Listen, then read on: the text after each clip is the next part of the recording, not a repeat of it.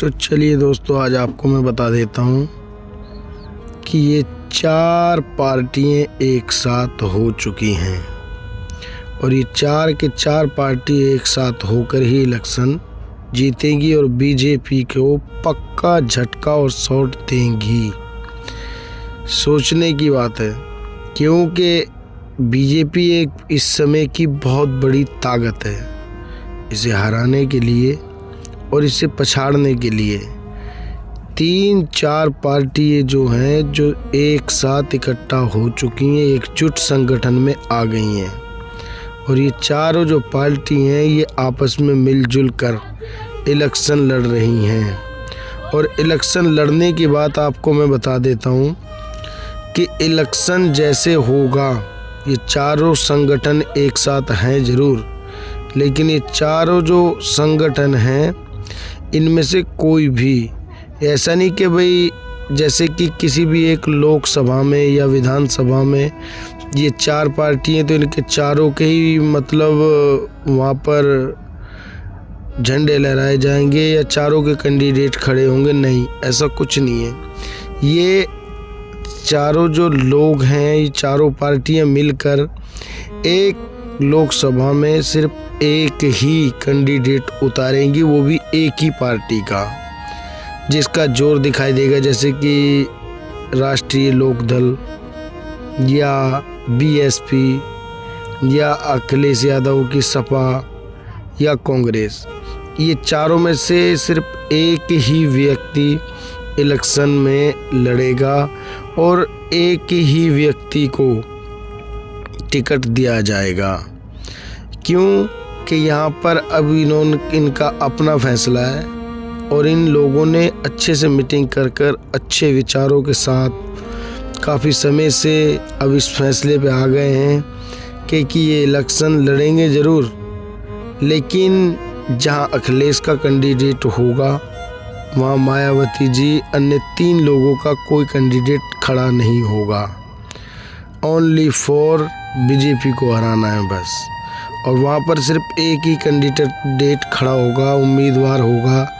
जैसे कि मायावती का अगर कहीं जोर है तो मायावती का ही कैंडिडेट वहाँ पर खड़ा होगा और वहाँ पर कोई दूसरा नहीं होगा। इस बार सीटें और संगठन की सरकार 101% पक्का होके रहेगी।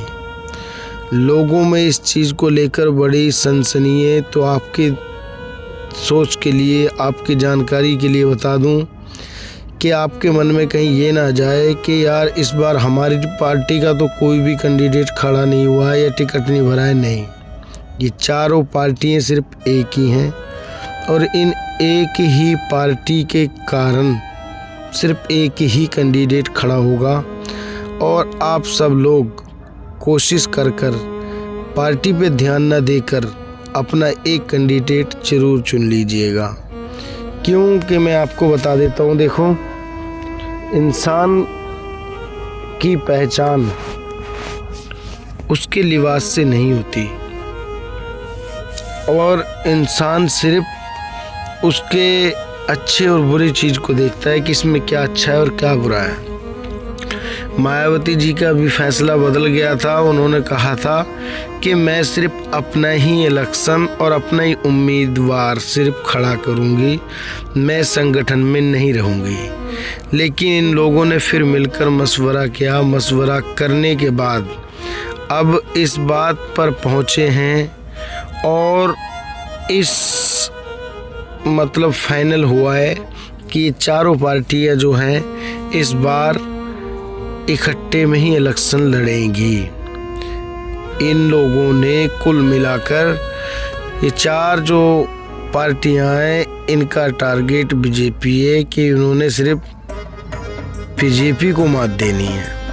और देखो, मैं जितनी आपको बात बता रहा हूँ सच्चाई बता रहा हूँ आपको, और ऐसे आपको अच्छे से कोई नहीं समझाएगा जैसे मैं आपको समझा रहा हूँ।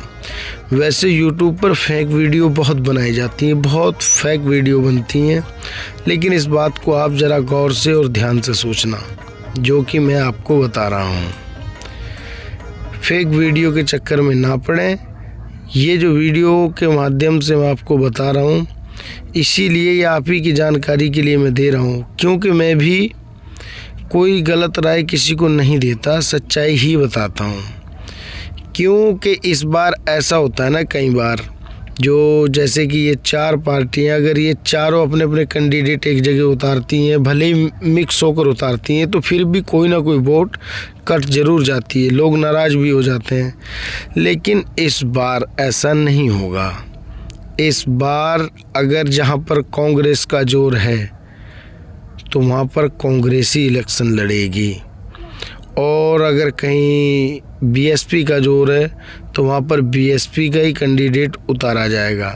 इन लोगों ने ये इसलिए किया है कि इसमें फ़ायदा ये होगा कि कोई भी व्यक्ति किसी से नाराज़ नहीं होगा। जो जैसे कि मान लिया अभी अखिलेश यादव जी की सीट है और वहाँ पर इन्हीं का जोर ज़्यादा है, तो वहाँ पर कुछ बहुजन समाजवादी पार्टी का भी जोर होगा।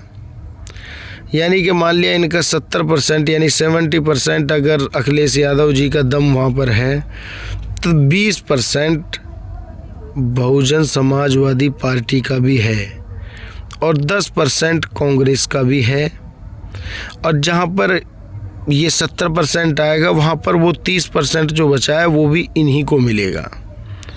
क्यों कि जो लोग मायावती जी के हैं या कोई लोग इनके कांग्रेस के हैं या कुछ लोग लोक दल के हैं, इनमें से कोई भी व्यक्ति अलग नहीं जाएगा, क्योंकि बीजेपी को तो सपोर्ट नहीं कर पाएंगे।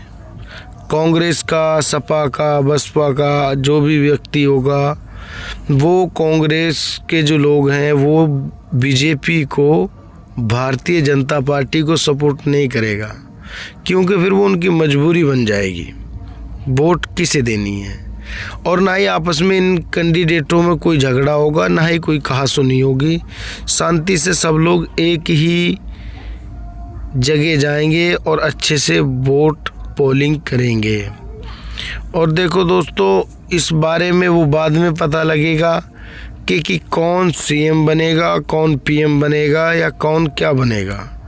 अभी इस बारे में कुछ कहा नहीं जा सकता।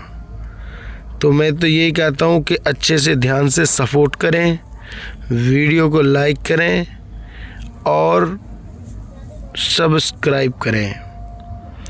इसीलिए बने रहिएगा वीडियो के लिए। आगे वीडियो देखने के लिए आप मेरे चैनल को सपोर्ट कर सकते हैं और बेल आइकन को दबा सकते हैं। धन्यवाद।